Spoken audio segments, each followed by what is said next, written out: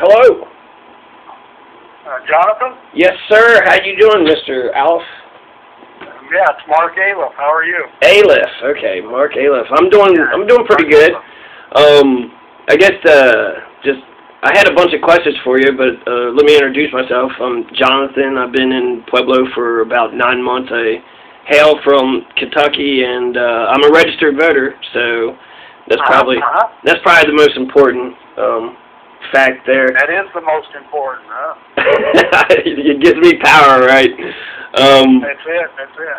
So I was impressed with your Facebook page. You seem very accessible, and I liked the thing that you had mentioned about the windfall. Apparently there's going to be several $1 million surplus, and you were making, and you had made the point.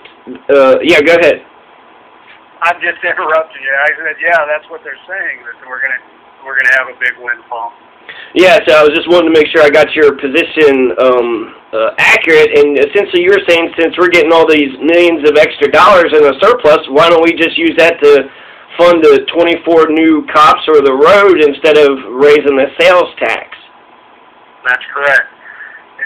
Let me tell you, this goes back to 4 years ago. 4 years ago, I ran for city council on a platform that said that you know, we need to be as a council more fiscally responsible, to spend more time going line by line through the budget, figuring out where our money's at, figuring out why it is that a town our size, with the income that we have, that we can't hire more police officers, work on the infrastructure, meaning our roads, and things like that. Now you fast forward 4 years later, and the city is making about $7 million more a year than they were 4 years ago. Plus, now you read in the paper that there may be another $6 million coming up in 2018. So you know, you got $13 million, and in 4 years we've actually hired 6 more police officers and done virtually nothing on the roads. So there's some dysfunction there. That where's the money at?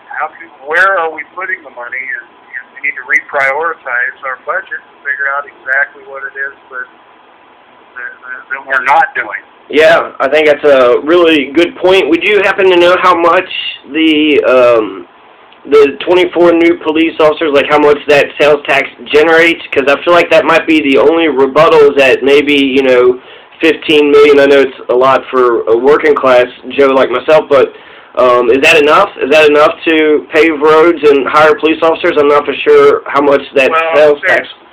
There's really two issues here. The policemen need to go over a period of time where you go. We need to at least have a goal set up where we're going to hire these 25 policemen over the next 3 years, 2 years, whatever that is. Yeah. Whatever's feasibly possible. But the second issue on the roads, there's another issue that I haven't talked about. The city of Pueblo gets $2.4 million a year from the highway use and transportation fees, which that's our gas taxes and things like that. Yeah, from the state. The city doesn't use that for paving. They put that back into the general fund against personnel. So in essence, they're taking which isn't illegal because we have a road department, a transportation department. The stipulation on that money is that you can either use it for roads or you can use it to help pay for the personnel that do the roads. But the ironic thing of it is that we got a road department that doesn't fix any roads, and we spend the $2.4 million a year keeping them employed. So that's interesting. It's a real issue that needs to be addressed where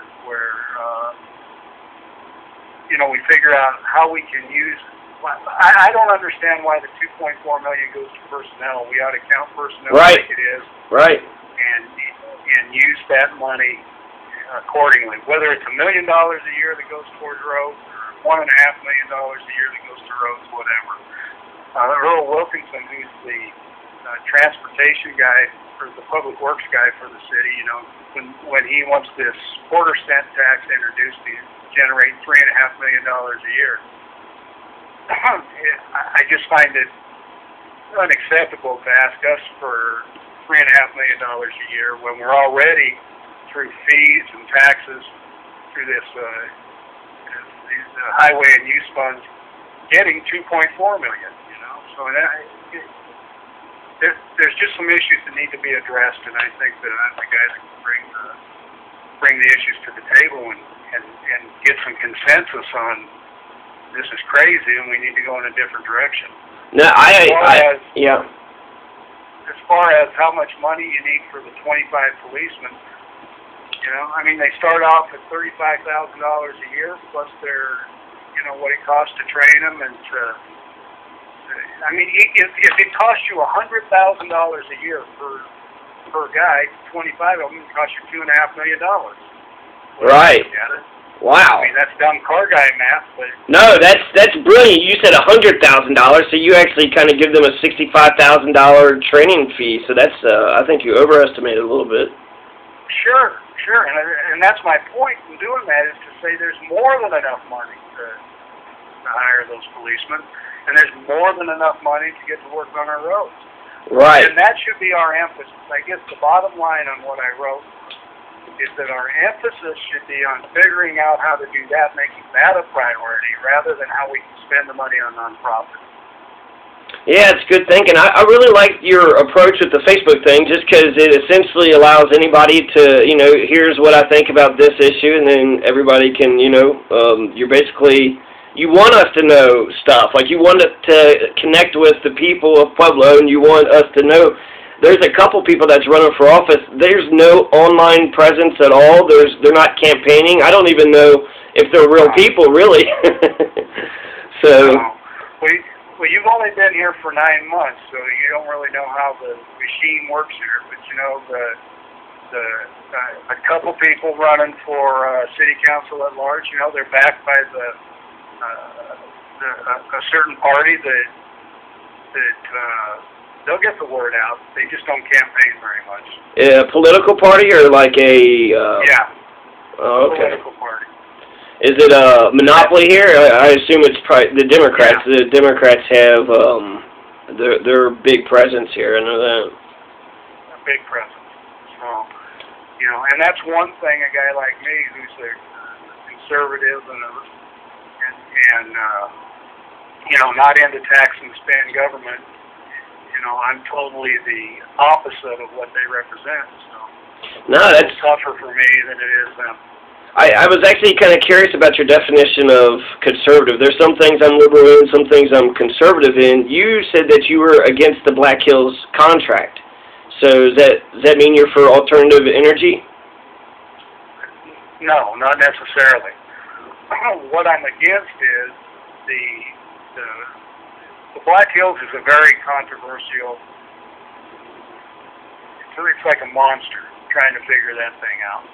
Right. So you know, and I think it's. I don't exactly know how to address that yet, other than something has to change. Our electricity here in Pueblo is just outrageous. And it just keeps going up and going up and going up.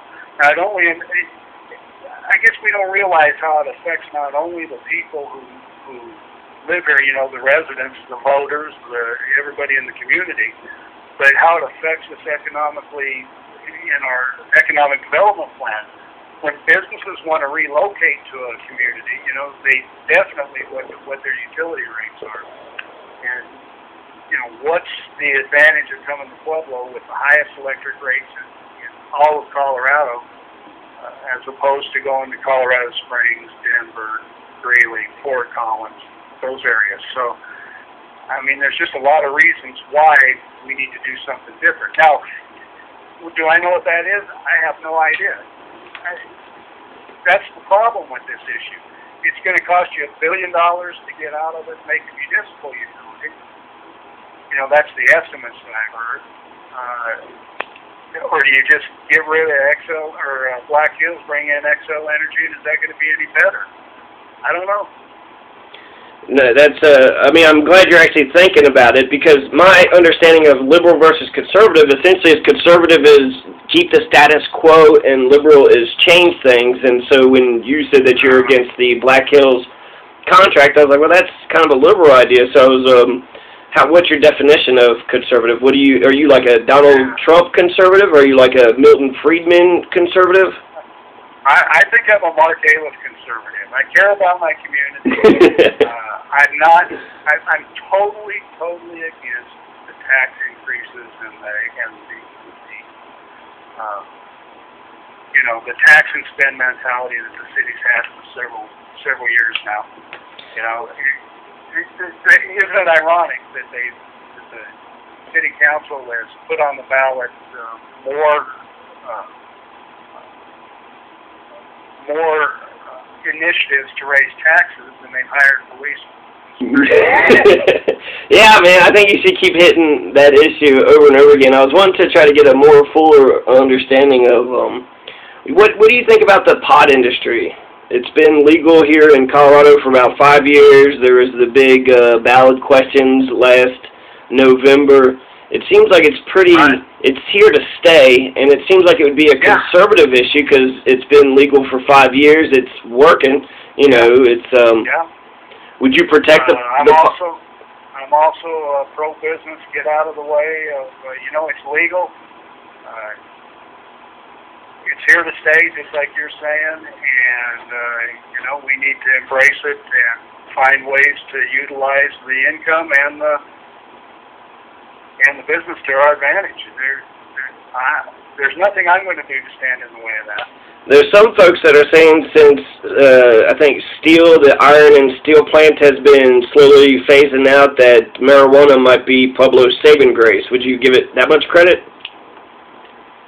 I'm not, I don't know. A friend of mine delivers gases, I guess some of these grow areas, they use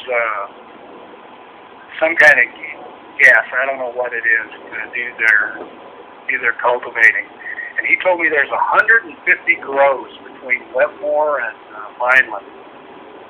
That's from the west to the east. 150 grows. That's just incredible. That thing is... That's good. It may be. I would have never thought it, but then it could be the industry that we've been waiting on. Well, I want to, there's this idea that actually I love this idea, so let me just pitch it to you. It's going to go towards the alternative energies possibility, because Germany, they got 50% of their households have solar panels on the roofs, and it just seems like it's common sense to, diversify, even if you don't have, like, something that totally saves it all. There's the trash system here. There's no municipal trash. There's like 3 different private companies, and it's a little chaotic, but I don't know if it's working or not. But I think that you're saying it's going to cost $1 billion municipal to start a brand new thing. What about this? Sweden, they take everybody's trash and they turn that into electricity. And Sweden's been doing this for 10 years or so. In fact, they're so successful at this program that they're buying trash from Norway. They've ran out of trash. Oh, really? Yeah, they've ran out of trash in order to. Yeah, I think it's great. There's as a lefty, I like the benefits of it, but there's incineration. You got to burn it to create steam or something like that. So it seems like the payoff to me is the groundwater. Big landfill. They're going to want to keep the trash going, and they're going to, big landfill is going to be against it. I think that's pretty obvious. Right. And then, let's see, big landfill would be against it. And then the comparison would be groundwater versus smoke in the air. And I'm not sure if there's things you could do about, either one of those. But the terms of the money, I think it's just trash. We got all this trash around. I don't know. I grew up on a farm. We always burnt our trash. So, it seems like a no-brainer. It seems like it's maybe $1 million idea. It would self-fund. We might be buying trash from Colorado Springs and neighboring counties if we were able to get a good working program going. So what? Well, something like that should be on the table. I think that everything should be open at this point because it's the way we're going. We're not going to be able to afford our houses because we can't afford to heat them, cool them off. Right. I guess things need to be looked at. No, thank you. I like your answer better than some other people's. You're open to it. You'll probably look into it or whatever. And if you, yeah, okay. So the last, on the Black Hills Energy deal, Black Hills Energy deal, I don't have a clue on how we're going to solve that. But there's a lot of people in this community that have a lot of ideas like yourself and other people that you need to if our leaders, if I'm on city council, what we need to do is do a lot like Garrison Ortiz did with this jail initiative. I mean, you put the people who know what they're talking about together and you come up with solutions. That's the answer, That's how we're going to solve this. Yeah, I think so. I was kind of curious about the ballot questions too. Have you taken a look at the 4 ballot initiatives so far that's going to be put on? All I've seen are the road tax public and the 2 public safety initiatives. That's all I'm aware of. And then there's a strong mayor initiative too. The question. And I'm strongly against all of them. Okay. Why? Well, number one on the taxes. We're taxed enough. Right. It's obvious by the revenue that this is just, there's no reason to tax us further for public safety or for roads because we have the money to do it. Right. We need to prioritize that money and make it happen. Right. As far as a strong mayor goes, the last thing I want is some politician running the whole city who doesn't know what he's doing, that's elected by the machine that I told you. Right. And put us in the worst mess we're already in. City council is dysfunctional, but it can be straightened up. But at least they have the power that the city manager works for them. If you take that away, you and I lose our voice. Right. In my opinion. No, where does our voice go? At least if I'm elected and you want to get a hold of me, you got my phone number. No, that I'll talk to you, and that we'll sit down and we can figure things out. Right. You get this mayor deal going, it's just not going to happen. It sounds like it's tyranny. It sounds like they're trying to build a tyrannical government that's not accountable. I think it's a good point what you said about the legislative. Basically, it's strong mayor, weak city council. So if you're running for city council, why would you be for a weak city council? It's like you're saying you want less power and you want the mayor to be, or the city manager, because they're both strong executives. Is a mayor stronger or weaker than a city manager? I don't even think that's been established. And then my biggest criticism against it is that it fundamentally goes against the charter. The charter says we're a city manager form of government, and if you want to change that, you got to have a charter convention. And we're not having a charter convention. They're trying to slip like a charter convention by ballot initiative. No. That just all sounds very sinister. There's something else going on here that I'm not seeing it, but it's not what as it appears to be. Believe me, it is not what it seems to be. It's different. It's not a good deal. It's not a good deal. My fear of taking us off the charter is because I like having a set of rules. When you sit down to play Monopoly, there's one set of rules, and then we all play by the same set of rules. So I like having the city charter. But if they break the city charter, because it says we're a city manager government unless you have a charter convention. That's what it says. Correct. So if they don't play by the rules of the charter, then it seems like they're just kind of making up the rules as they go. And so me as a citizen, I'm going to have to constantly ask, who does this and who does that, and they're just going to sort of arbitrarily, just define it, Gardasar or whatever. He'll just define it however he wants to define it. And that's tyranny. We're not playing by the same rules. We're playing by a thing of rules in some guy's pocket, and I don't like any of it. So that's my. I'm with you on that. That's my 2 cents. Absolutely perfect. That's not. That's all the reasons why it shouldn't happen. Cool, man. I got one last question. Thank you very much for answering all these and indulge me. No problem. Consolidated government. It seems to me, let's see, I think Denver's been consolidated for 115 years now, that we have a county government here, which is a $171 million budget, and then the city, which is an $81 million budget. And we got lawyers, we got magistrates, councilmen, we have executives, we got departments, we got committees, we got county police, city police.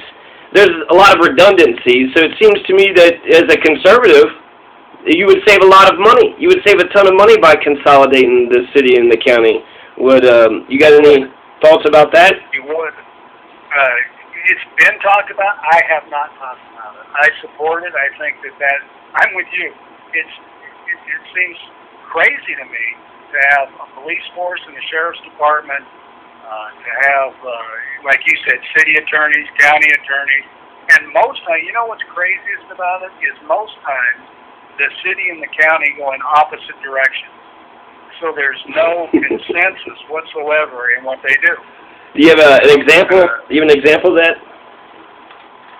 Do I have an example of that? Because that would be a pain if the city wants to take the city one direction, the county wants to take the county a different direction. It's almost like a schizophrenic. You'd have a schizophrenic county. Yeah, it's and that's happened here. It's happened here, and I don't know how you're going to get it done the way that the people think around here, but you got to get in a position. Here's the key to me: is you got to get in a position to have a voice. Yeah. And to bring up these ideas and this ideology that says, why are we doing this?